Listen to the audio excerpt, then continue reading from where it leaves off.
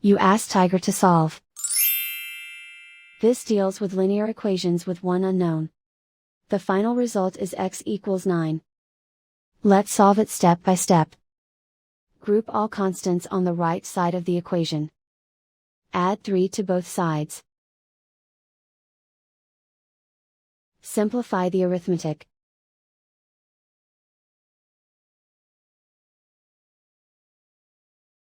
Isolate the x. Divide both sides by 7. Simplify the fraction. Find the greatest common factor of the numerator and denominator.